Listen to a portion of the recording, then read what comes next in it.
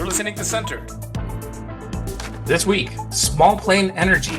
The supposed gift Trump wants to accept from a foreign government would cost American taxpayers $1 billion. And Clooney-gate, a new book, Original Sin, raises new questions about President Biden's decision to run for re-election. While Congressional Democrats fight Republican Medicaid cuts, the DNC moves to oust one of its own, and the FCC is being used as a weapon against the media. Our panel: former White House and DHS spokesman Louis Miranda, former Clinton appointee and former senior Republican on the Senate Foreign Relations Committee, Carl Meacham, and former CBS executive, author, and publicist Jeremy Murphy. I'm Louis Miranda. Thank you for tuning in. The barrage of troubling news from the Trump administration was briefly overshadowed by a good start to the week as the White House announced an emerging trade deal with the UK, secured the release of an American-Israeli hostage held by Hamas, and announced a 90-day pause on tariffs with China. But then as he prepared for his first overseas trip, news broke that Donald Trump wants to accept a luxurious airplane as a gift from the Qatari government. But as NBC has reported, American taxpayers would have to foot the bill, perhaps over $1 billion to retrofit the plane, and it might not even be ready while Trump is president. Now, he tells us that the plane would just go to his presidential library and that he wouldn't use it, but it just doesn't sound believable. Carl, talk to us about the ethics at issue here. Yeah, let's just be clear. This is really bad optics, and it also may be unconstitutional. Article 1, Section 9, Clause 8, I think, the emoluments clause explicitly bars federal officials from accepting any present of any kind, whatever, from a foreign state without Congress's consent. So that's pretty clear in the Constitution. So yes, accepting a $400 million luxury plane from the Qatari royal family raises major red flags, and it's not it's probably not a no strings attached gesture. There's something here that the president is going to owe Qatar. I don't think they're just doing it out of the goodness of their hearts. Qatar is a strategic player. There are likely expectations. Trump saying taxpayers should cover $1 billion to retrofit the gift while he's making a murky business deal is really questionable. This Middle East trip, with all the issues happening in the Middle East, with Gaza, with Iran, why are we talking about this plane? It looks like one of these classic flooding the zone kind of situations where the plane is the shiny distraction, right? And he's making us look at that while these deals that are happening in the Middle East might personally benefit him or his family. And then again, we have to ask the implications on the foreign policy side, right? What does Qatar get? What does Trump get? What does Qatar get? How does the American people, how do we benefit from this? What are we left with? A foreign-funded Air Force One and a bill. It seems the ethical, legal, and strategic implications are massive. It's not America first. It seems like it's Trump first, though. Always Trump first. And Jeremy, do people outside of Washington care, though? No, not at all. This is Donald Trump, the apprentice. And most people think, wow, he got a free plane, $400 million plane. This is the Donald. This is, the negotiator. What I was interested in is the Air Force One that's currently flying is 40 years old. Come on, how many presidents didn't get this into motion? The other thing was they sent photos of the plane. It's pretty, the one that he's getting for free is really nice. And I think that's kind of, people are like, wow, free plane, let's go. I don't think they care about the foreign policy. This is what they expect of him. And I think we do have to clear up two things. One is that the delays have largely been on Boeing's side. In fact, Donald Trump had tried to upgrade Air Force One back during his first term. That Qatar is an increasingly notable ally in the region. They've played a role in the peace process, or at least trying to achieve some kind of peace. Even though they are the country that hosted Hamas, they've also played a role in helping facilitate the talks there. And additionally, they just recently entered the visa waiver program precisely because of the security cooperation with the United States just a few months ago. So it's an interesting dynamic. What do they get out of it? I think at the end of the day, Jeremy, you're absolutely right that the American public looks at it and sees a $400 million gift, but it's going to cost them probably twice, if not three times more than that in their own taxpayer money. Right. And Trump will never actually use it as president. So it seems like it's, like the Trump coin, just something for the benefit of his family. Yep. This is Donald Trump. This is what they expect. And then we sweep the Constitution under the rug. I mean, I understand, Jeremy, what you're saying, that, most folks around the country look at it differently. But the president's supposed to hold, or we hold absolutely to a higher standard. And this is just, this is obscene. Yeah. Yeah, Donald Trump gets away with everything, and most people, these are the people who watch The Apprentice. They think, hey, he got a free plane. That's so cool. They're not thinking of like everything that's with it, and that's sad because they should, because this is such graft. I mean, this is such a sleazy deal, and it should be investigated and it should be illegal. But Donald gets away with everything.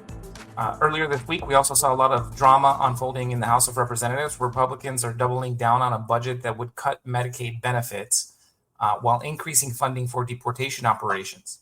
Democrats were able to do is really highlight that and dig in on what those Medicaid cuts mean, and even recruit some Republican support, which is new. We haven't seen a lot of Republicans in Congress step up and push back on the administration. We saw even Josh Hawley come out and speak out against the Medicaid cuts. When Josh Hawley is the voice of reason, you've got a problem, and that's where the Trump administration finds itself.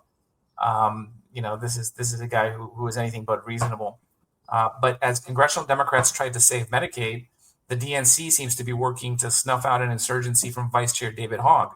Now, the fascinating thing about the David Hogg insurgency, the vote is being brought back up for two vice chairs on a technicality. And it was a protest that was filed long before Hogg said he was going to run $20 million against to oust Democrats that he finds inefficient, but also convenient for those who would like to see Hogg exit the DNC and not have someone in party leadership be running primaries against their own candidates. Carl, you called this out 2 weeks ago. You said Democrats need to be using every lever of power. We saw Schumer this week finally start to hold some nominations. You see Democrats fighting on the Medicaid bill in the House. What do you make of all of this? The Republicans are rewriting the social contract, doing things in the Congress, and the DNC is policing this internal dissent. I think the message broadly is a bit troubling. The House is on fire, but the party leaders are rearranging the furniture. If an incumbent is vulnerable, primary them. If they're strong, back them. I think that there's a lot going on within the party that needs to be dealt with. But I do think that Hogg, even if he's a disruptive figure, I don't think it's grounds for canceling him. I think it's really important that the DNC reach some sort of closure on some of these issues because, they need to be coordinated. Millions could lose their health care. DHS is buying private jets. And, the Democrats are caught in this loop of moral posturing when they should be focused on winning. The country doesn't need the party of purity, and I think a lot of folks want some of this confrontation. It's just that it needs to be resolved.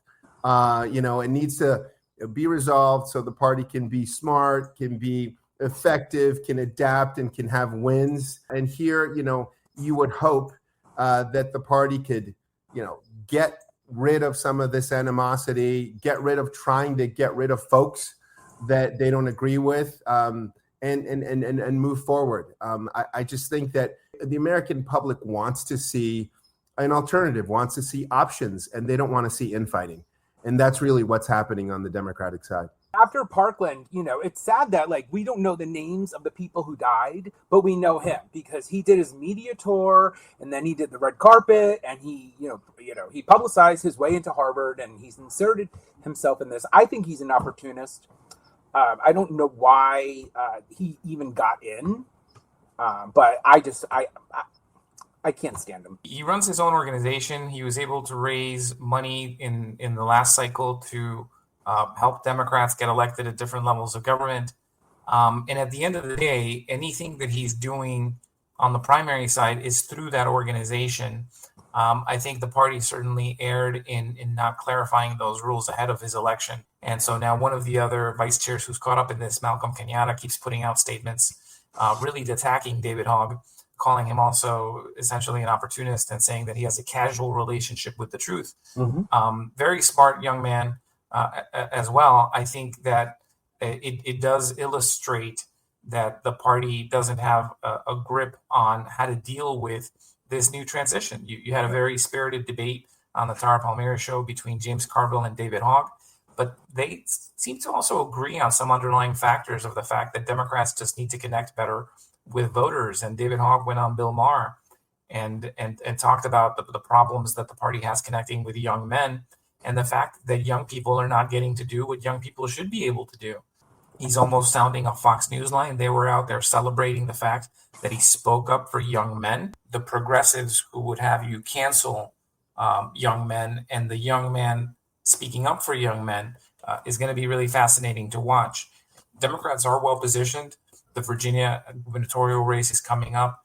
That certainly bodes well for Democrats. But there's also a misunderstanding about what the DNC does. So let's break it down. The DNC is the National Democratic Party, the Democratic National Committee. And what its real focus is over the next 2 years is raising money and establishing the rules for the nomination of the next presidential candidate from the Democratic Party. So that's what it does. Now, depending on who's chair, you'll see different levels of support for state parties. You'll see different levels of organizing on the ground. The DNC also coordinates the national voter file and the work that goes into having a process there. But at the end of the day, the DNC is less involved in those midterm elections. That's the Democratic Congressional Campaign Committee, the Democratic Senatorial Campaign Committee on the Senate side. And of course, you have a gubernatorial version as well as a state legislative versions. So the DNC's role is incredibly limited. Vice chairs are voluntary positions. We don't have really top-down systems. We have a very organic system in terms of how the parties operate. And that's also going to mean that you're going to see a lot of conflict, especially in years when you don't have a president in the White House who is setting the tone for what's going to be talked about. Yeah, but these technicalities, Luis, are a distraction for most people.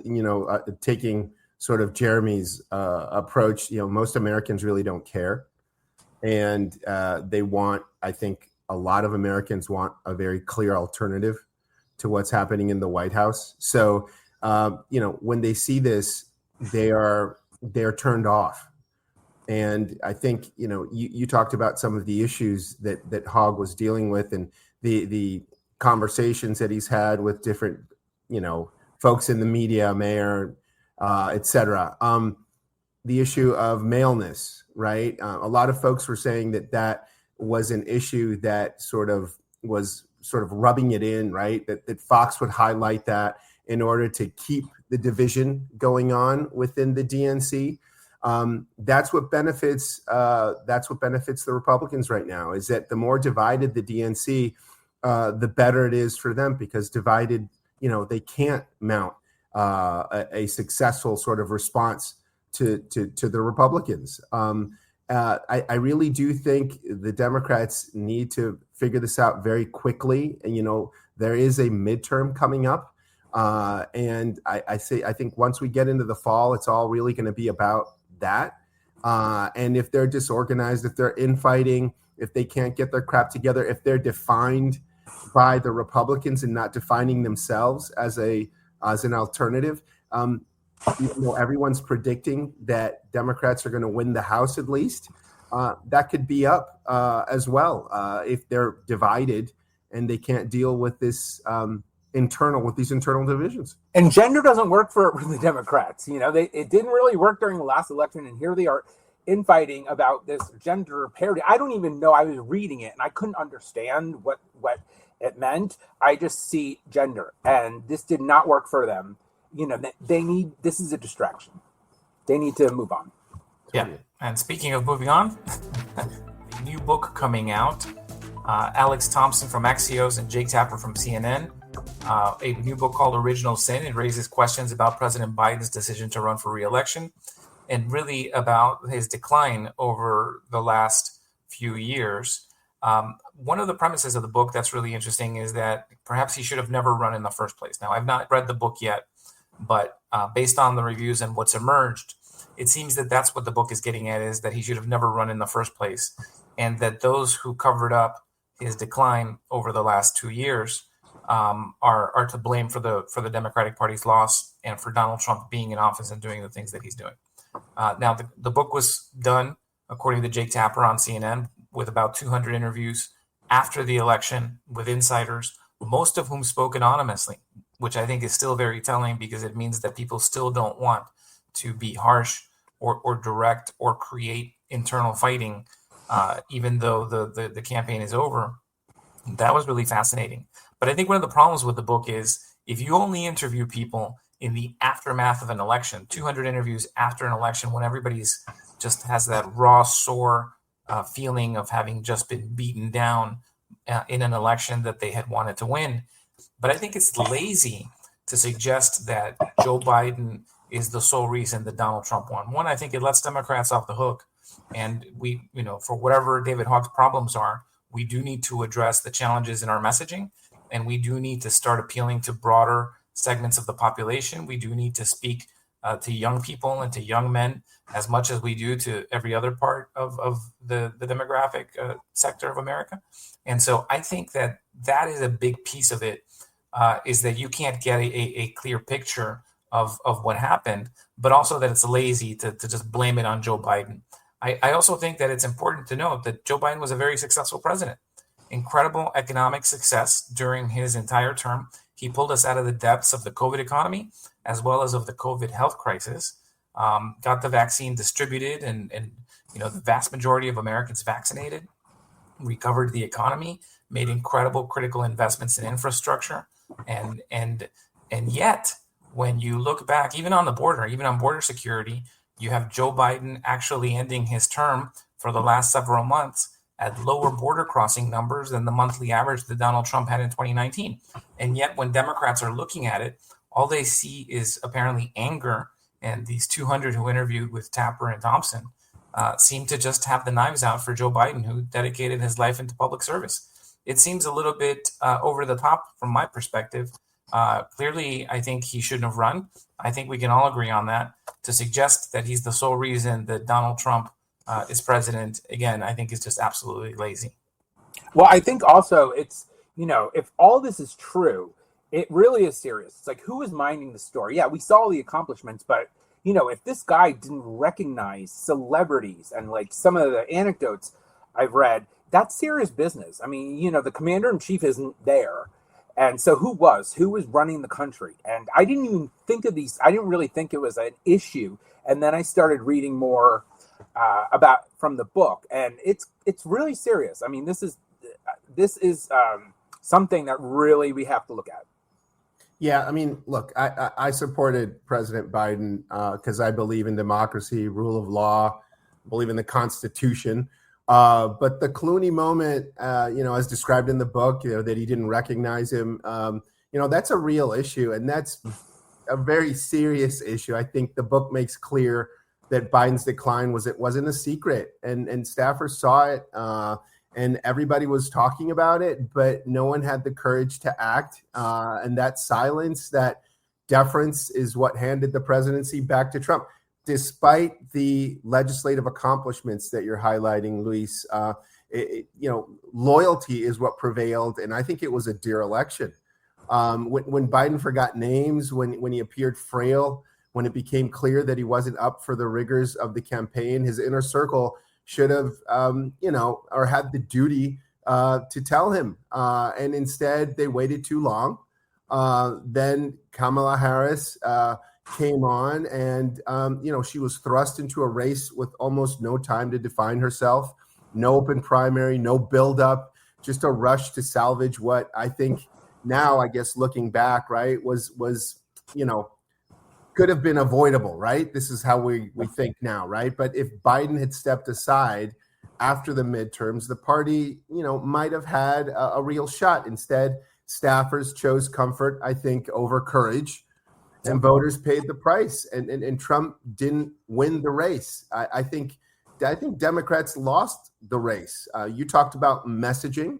I think messaging was one of the things, but I think also defining what the alternative was. And I think that if there would have been a vibrant, rigorous sort of primary with candidates like Governor Whitmer, with Governor Bashir, with folks really having a conversation to appeal to a lot of folks that were sort of on the fence, you could have had a better chance. And I think, the real issue here is that no one told the president what he needed to hear. And that, in my view, is the real sort of reality that we're getting from this analysis, of course, looking back from the loss, right? Well, according to the book, when they were doing the debate prep, they knew he was not in a condition. Like, his voice was hoarse and he just wasn't ready. And they still let him go on stage, kind of a Hail Mary. And like, that is malpractice. Yeah, there was a lot of malpractice around the debate. There was all kinds of malpractice. It was also even just a mistake to say that the microphones had to be turned off immediately after, because there were moments during the debate where, simply because of stagecraft, Biden looked like he was looking over and didn't know what to say, and it's because you couldn't hear anything on the microphones. Right.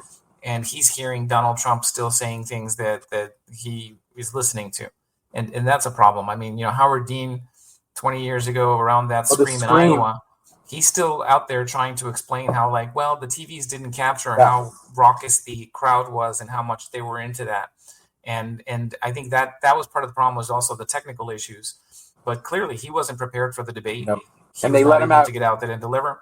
But when you look at the candidates, I think it also speaks to his discomfort with Kamala. Clearly, he didn't think that he had a successor who could step up and deliver. And she proved it, by the way. I think she was put in an incredibly difficult position, basically 90 days to spend $1 billion and try to win an election in a very short period of time. But at the same time, you look at Kamala Harris's appearance on Fox News with Bret Baier. She wasn't ready for that. Nope. She didn't have answers. And by the way, there were good answers. Again, the Biden administration for the last few months ended with lower border crossing numbers than the Trump administration had in 2019. And she wasn't even able to articulate that in the interview with Bret Baier. And so it also shows that she was just not ready for prime time. And I think this is something that people have seen already for the multiple times that she's been on the national stage. The lazy part for me is also just not looking at history. You have FDR, who was confined to a wheelchair for a long period of his presidency because of the complications from polio. Nobody argues that he was incredibly consequential. You have, of course, Ronald Reagan struggling with mental decline, already leading into his second term, but certainly significantly into his second term. Nobody's asking who was at the helm during the Reagan administration, but oftentimes, there was National Enquirer stories at the times about Nancy Reagan consulting a psychic, and you got to wonder about that, right? JFK, incredibly major injury to his back during World War II, suffered on pain medications all the time, very difficult. So the idea that you have people in office who have some form of disability is not new. Look at Greg Abbott in Texas. He is confined to a wheelchair, and he's out there governing every day. We may not like what he's doing. I certainly don't, but he is working very hard. And so I also think it's the way that the media has focused on the wheelchair story, for example. Yes, it would have been a political liability during the election, but to suggest that someone in a wheelchair can't serve, I think, is also a disservice to people like Greg Abbott and others who are clearly proving otherwise. But the lazy part to me is to not look at the broader context, which is that the American public is fickle. They are much more quick to change sides, and there's a loss of party commitment. You have more people registering as independents than for either party going forward. So there's less party loyalty. There is an emphasis on getting results quickly because we live in an era of click on a screen and get what you want, and your Amazon delivery comes the next day. And if you don't see results fast enough, you move on to the next thing. That's the era that politicians are living in, and politics does not move at the speed of light, which is why I think even Trump's destructive things that he's doing in the first 100 days, he seems to be destroying a lot of things, but he's doing it quickly. And that may well appeal to some of the American public that just wants to see things change fast. And sometimes not even the result almost doesn't matter if they see action quickly. It is important, I think, for politicians to adjust to that. And then again, if Kamala runs again, she better be prepared for an interview with Bret Baier. She better actually know how to say the things she needs to say. But Democrats have to resolve how they connect with the American public, and to blame it all on Joe Biden and to suggest that he's the only reason that Trump is president, whether it's the second time or the first time. Joe Biden is the only one to have ever defeated Donald Trump. Let me say that again. Joe Biden is the only person to have ever defeated Donald Trump in a presidential election. And he did it with 81 million votes, which is more votes than Donald Trump got in 2024, millions of votes more votes than Kamala Harris got, more votes even than Barack Obama got. Barack Obama's high water mark was 69 million, 65 million in one of his other elections. And so you look at Joe Biden getting 81 million votes, the record of success that Democrats got, and Democrats also have to take a little bit of credit. Say, well, wait a second. Okay, so Joe Biden clearly suffered a decline, but we got a lot done, and we should be proud of that. And I think that's also the problem with Democrats, is that the instant that there's blood in the water, they don't try to prop themselves up and recover and heal and be introspective in a constructive way. It's all about who can dig the knife deeper into Joe Biden. And if Democrats, and you're seeing it with David Hogg and Carville duking it out, and all of these petty fights that are happening at the DNC, that's not the approach that you should be taking. You should say, look, we got a lot of positive things done. Clearly, there were mistakes there that were made in terms of assessing what he could be capable of, because Joe Biden was clearly also not completely gone all of the time. He went out and gave a great speech after the debate the very next day, and seemed like he was much more together. So, it is a tough call. Good. Not gone all of the time is not a good message. Yeah.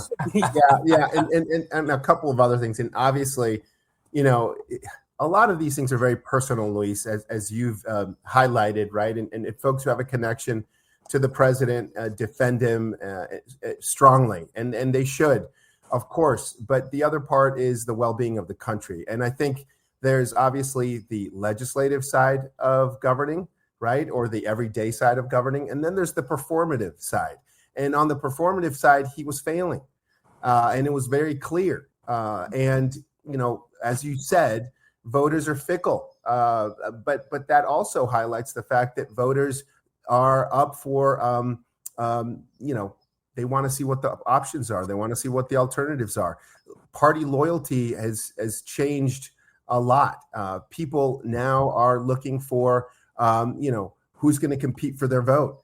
And the environment in this last election was very different than the environment when Biden beat Trump, right? And you had COVID, and people were just incredibly dissatisfied with what Donald Trump was doing, particularly on COVID. That environment has changed and shifted. So, you see that what happened with the president, with his performance, with him sort of being able to barely meet the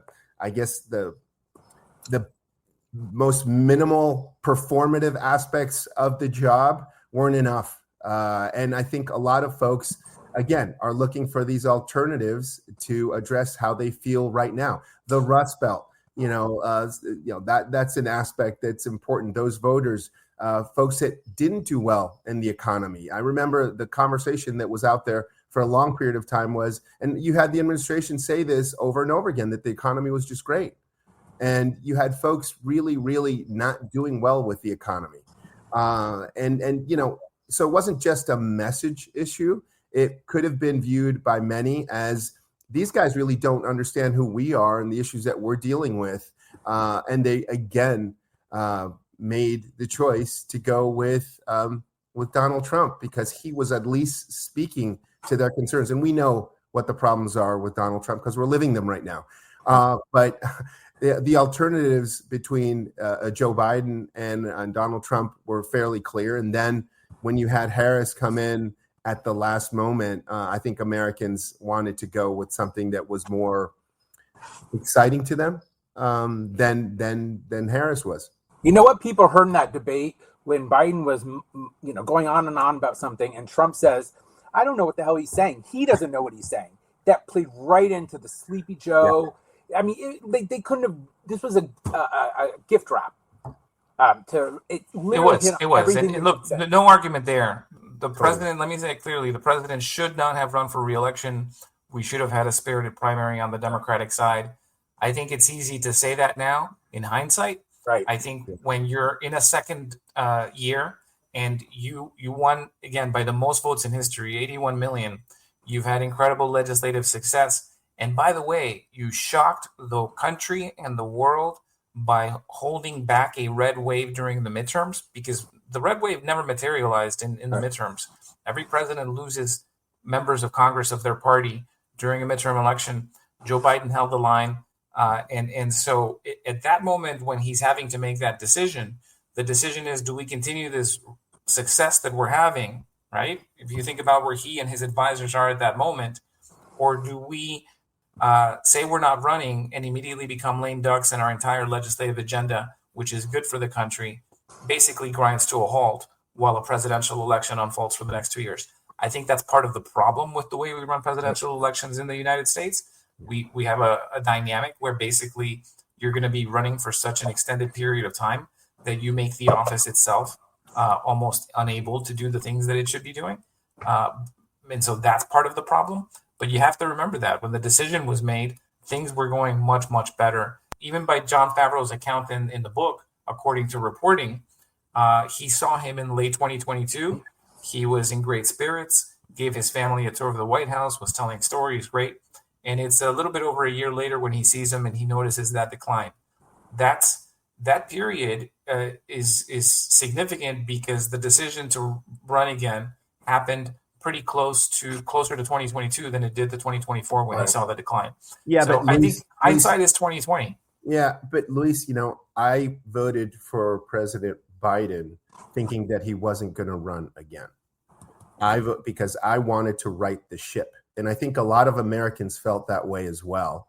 I think that if I felt that way too. I was not expecting him to run for re-election. If he would have not run, the legacy that he would have had would have been completely different than what we're talking about now. The guy that was beat by Donald Trump, despite his legislative accomplishments, right? So I think that's one issue. If he would have stepped aside voluntarily at a midterm, we'd talk about building statues for this guy right now. And instead, it's the opposite. So, I mean, there is an issue there that I think his staff could have handled differently. Absolutely. They could have handled it differently. They could have been more honest with him about where things were starting to not work. So we all agree he should not have run again. And it's a really terrible end to a lifetime of service that arguably and hopefully is looked at more kindly in the rearview mirror of history as we get more distance from this election and hopefully as we recover from whatever happens during the Trump administration. All right. And moving on to other news, we have the FCC, the Federal Communications Commission, really working in an unprecedented way to undermine the independence of media organizations. A Democratic commissioner on the Federal Communications Commission tore into the panel's actions this week, according to a CNN report, saying that the agency has been weaponized to chill speech and to punish the press, and stating that we're witnessing a dangerous precedent, the transformation of an independent regulator into an instrument of political censorship, specifically directed at a Trump appointee, a Trump-appointed FCC chair who has used his authority to pressure media outlets under President Trump, who he has deemed unfavorable. He's opened investigations into PBS and NPR. He has reopened a probe of CBS for what they call news distortion, reinstated complaints against ABC for its handling of a presidential debate between Trump and then Vice President Kamala Harris, and opened new probes into NBC, Universal, and Disney, ABC's parent company, over their promotion of diversity and the whole DEI agenda. So the FCC is taking this harsh approach. And we have seen, obviously, the FCC does regulate. You can't curse on television. Those of us here remember the Super Bowl moment with Janet Jackson. They're obviously going to find stations over that. This is why HBO and cable got popular, is because they could say things that you can't say on broadcast television. But Jeremy, why should we be concerned about this? Well, this reminds me of 2004. It started with Janet Jackson, and we called it Nipplegate, or the wardrobe malfunction. And, 2004 was an election year. And it was, they were going after family values because, they made gay marriage a big issue. And then you had the 60 Minutes thing with George Bush. With the memos, did he go to, was he in flight, the Air National Guard? And they got banged on that. And this was an election year. And Michael Powell was the head of the FCC. And, they got really threatening. But it's not like this. I mean, this is a perfect storm. You have two cable networks that are for sale. You have a giant company like CBS that's trying to complete a merger. And they all need the FCC or the FTC. They're all at the mercy of Trump. And he's not afraid. They even say it. They're not even trying to hide it. Yeah, and you see CNN certainly seemed to purge some folks. They tried to basically hide Jim Acosta into a time slot where nobody would see him. He declined that and left. You see at CBS at 60 Minutes, which is arguably the standard for journalism in America, going in a direction that its executive producer decided just was not going to work. And it is having an impact. And how does it affect coverage? How do we know that the American people are going to be able to enjoy freedom of the press if the press itself is coming under attack? And I think it also speaks to the decline of the mainstream media. They can kill Elmo and Big Bird and Sesame Street and NPR, and they can bully CBS and ABC, but they can't control these spaces in the same way. They can't get after the explosion of news coverage on Substack and on YouTube and in places where the FCC is just not playing a role. And that, I think, is very significant because it means that there's an outlet outside of that. I still hope that the media outlets find their backbone and start to stand up to Trump. But at the very least, as mainstream media faces some decline through the growth of independent media, that hopefully there's at least that balance. But it is extremely concerning. Well, these media entities are a fraction of their giant owners. 60 Minutes, it brings in maybe like $100 million or whatever. It's holding up an $8 billion merger. Trump is holding up that merger to get what he wants. These media entities are such a fraction of their bigger whole. And, it's not worth it. These owners, they want to do transactions. They want to sell, and media is the focus. And it's not worth it. Jeremy, you said they want to sell. When's the media going to have this Edward R. Murrow kind of, moment when they realize that they are the backbone of what's happening in this country, and they can't just turn over when Donald Trump wants them to turn over? I don't think I don't think we'll ever have that. I think it's too powerful. These companies are emphasizing profit, and the media little departments are annoying to them. They're not looked at in prestige like you're doing the public trust. No, it's annoying. They're holding things up. They're getting in the way of business, and they're not going to tolerate it. This is all about money. This is money. These companies want to sell. They want to buy, and they're sick of these little headaches. Yeah, but you would have thought now with the proliferation of websites of shows like ours and other folks, right, that there would be a more potent sort of questioning of industrial media, and you're seeing the opposite. And this is, something that you mentioned earlier when we were talking about, the president and Harris. People, as long as folks still, choose not to go on media that they don't agree with, we're going to have the issues that we're having right now with independent media, right? Everyone's just listening to the media that they agree with, right? And then the industrial or the legacy media, as folks like to talk about it, right, is just focused on selling. So, it's like everyone's doing a disservice to the American public. And, somebody has to speak up here. And obviously it's not going to be the legacy media, as you've been saying, Jeremy, even if a lot of the restrictions that are being placed on them now, they're just not constitutional. There's a great story in the New Yorker about Jeff Bezos and the Washington Post. Yeah. And, he could have been that voice.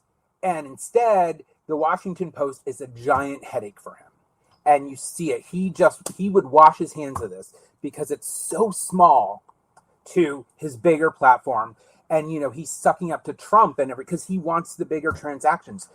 I think he's bored about the Washington Post, and he's not going to sell it unless it's someone that Trump approves of. Yeah, and I think it's worth stating what he did. He, as owner of the Washington Post, he decided that they were going to limit editorials coming from the newspaper.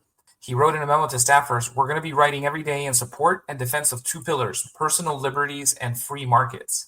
So essentially that any editorial that doesn't fall under those two pillars is not even going to be considered. And for the newspaper of record that has been so consequential in American history, you think about the what Katharine Graham built and the years during which the investigations into Watergate resulted in the end of a presidency. So many moments that this newspaper has had throughout its history that have been so important to suggest that you're going to cut its editorial section and limit what it's able to look at is really tragic and unfortunate. And so that's what it's saying too. Like, it's not just that it's a headache for Jeff Bezos, but the way that he's handling is to basically cripple a great institution of the freedom of the press and of journalism that has defined the American experience as one where there's a fourth estate that keeps the others accountable. Well, he bought a failing business. He didn't think he was buying a public trust. The Post was like going like almost, it lost millions of dollars when the Grahams sold it to him. And I was surprised and I was really encouraged in the early days. Like, he really beefed up. They hired 400 more journalists. They opened bureaus, and he really wanted to make it, a world paper, like an international paper. But it's still a business to him. And I don't think, the people in the WAC believe in what they do. A lot of journalists think they're doing God's work. It's a business. It's all about money. And the minute it becomes more annoying than it's worth, he's going to shed it. You're making me more depressed. I'm sorry. Who's going to speak up for the American public? Who's going to make sure the American public has a balanced view? I mean, like it's fascinating, Jeremy, the things that you're saying, because you understand this. So it's a wonderful, situation to have you as a resource. But, if I watch CNN and I flick the channel over to Fox, they're reporting completely different things. And speaking to their public, and they're trying to sell, as you're saying. News stopped being a public trust when a show called 60 Minutes came on, because before, news divisions were allowed to lose money. That was the deal. The FCC is like, we'll give you a license, but you have to do the public good. You have to socially responsible programming, news, community stuff. And so that was kind of the deal. And then 60 Minutes came on, and all of a sudden 60 Minutes made money. And the executives saw, wow, news can make money. So they weren't allowed to lose money anymore. They became cost center. What was a cost center became a profit center. And that became the model. So these media is not, they're not allowed to be a public trust anymore. They have to make money. They have profit margins they have to meet. They have revenue. It's not seen as a prestigious, doing God's work. It's not. Companies don't look at the news division like that. They look at it as where are the ratings? Where's the money? Where's the growth? They have to be profitable. It's like, where's the American public going to get this, fact-based information? I mean, I think when we were kids, Jeremy, there was only 3 channels. Yep. Yep. There's Walter Cronkite, like when we were really small, right? And I'm just wondering, I look at Fox. I watch Fox. I watch CNBC. I watch CNN. I've started watching some of the other ones like Newsmax and all this stuff. All of them report completely different things. Everybody's speaking to their sort of click bait target, right? And we're not really getting news. We're getting TV shows. And I'm just wondering, if you think that would ever change. I mentioned the Edward R. Murrow sort of as the standard, because they are the fourth estate, as Luis said, and they do have a responsibility. And without them, the American public is blind. It's going to take a trophy owner. And that's why I had hope for Jeff Bezos. It's going to take someone who is okay with losing money. Like Rupert Murdoch, the New York Post would not be publishing if it were not for him. I mean, it loses millions, but he likes having that. He likes the voice and the power. That, I think, is the model. It's a trophy owner who's okay with losing money because they know the good it's doing. But as long as these entities have the pressure to generate money and growth and clicks, and they don't have the freedom to do those investigations and feet by the fire. And Edward R. Murrow's, they don't have the room for that. Well, and on that note, I think all the more reason to tune into independent media like ours and to start hearing different viewpoints. I think we're going to do our best to do that. I used to go on Fox News all the time. Certainly not a friendly audience, but you have to. And what we're seeing Donald Trump do now is really to double down on that vision. They're not just gutting the federal government's media entities. They killed the Voice of America, essentially fired hundreds of workers all over the world who were the voice of the United States to places where information is already limited by their own governments. And it seems like the project that they're going to undertake is to take the Voice of America assets and turn them into a project for OAN, One America News, which is arguably not news, and which has a very troubling record of the way that they present information. And so you see the Trump administration consolidating the federal government's assets to advance propaganda. Well, I think because a lot of people, and this goes back to what people are learning in school, they don't understand how important these entities were, in spreading democracy and, getting the message of democracy over the Iron Curtain. They didn't live through communism. They don't understand how important it is. That they have to learn. That should be in school, because if you hear about, voice, everything, all these entities, you don't know how important they are, so you don't care. There's no one out there marching to keep these, afloat. Yeah, the whole Radio Free Europe, even Radio Marti I remember when I was in the Senate, we would sort of chuckle at a little bit because we didn't know how effective it was, but it was effective. And these things are all sort of, fading away. But I think one of the issues, Luis, that you mentioned, and Jeremy, you touched on it too. You have to talk to all of these news outlets. And one of the things, if you're going to have an effective opposition, you do have to go on these news outlets and you got to go on Rogan. You can't be, scared to do it. Luis, you went on, you used to go on Tucker Carlson and you used to have your discussions there. It shouldn't be a novelty that Mr. Buttigieg is the only Democrat that's going on to Fox. Right. They should be inundating Fox to try to get their viewpoint out there, but also because Americans, as you said earlier, Luis, are fickle, and they may vote for Donald Trump during one voting cycle, and then they might end up voting for President Biden, or the same folks that voted for President Obama voted for Donald Trump. I mean, you have to compete for this vote. And the only way you can do that is if you are appearing on all of these news outlets. Fox, they had a moment of clarity during the 2020 election when they called Arizona for Biden. And you saw immediate shift of viewers going to OAN and Newsmax. And the bean counter saw that. And all of a sudden, the conspiracies and Dominion and all that stuff started, polluting their airwaves because they saw a migration of audience leaving. And again, that takes away from the bottom line. So rather than support the people who made the right call, first of all, most of those people got fired.